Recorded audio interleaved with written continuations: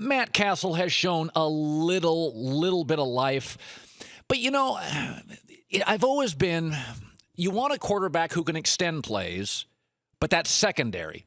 And I was asking Troy Aikman the other day, I'm like, how surprised are you how the Cowboys have fallen apart with Tony Romo? And he said, I think Romo's worth a touchdown. Now, you're not a gambler.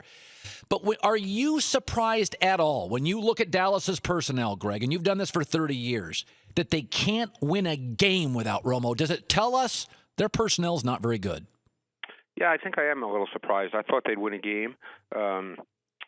Castle probably had his best game against the Eagles, but he still missed too many things. And when I say missed, I'm talking about where he doesn't turn it loose, where there's open receivers within the context of the route combination, and he's not turning it loose.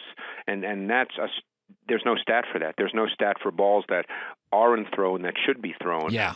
And you'd be surprised at how many quarterbacks, certainly the lower level quarterbacks, fall into that category.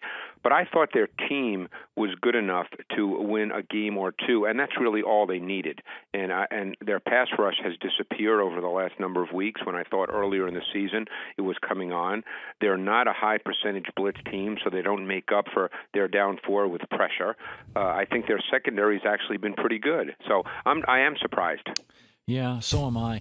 This is a weird question, but do you think a quarterback ever helps a defense? I remember the Atlanta Falcons with Michael Vick.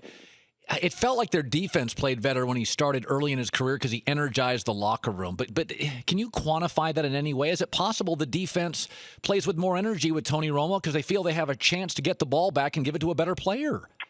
That's hard to say because now you're just talking about what's in players' minds, and I can't really speak to that. Yeah. I think one thing we've probably learned is that Tony Romo, which I always felt was true, that Tony Romo is a high-level NFL quarterback. Yes. And, I think a lot of people, again, we can sit here and discuss Brandon Weeden or Matt Castle all day, but Tony Romo is a high-level NFL quarterback, and this team, for many reasons, struggles without him.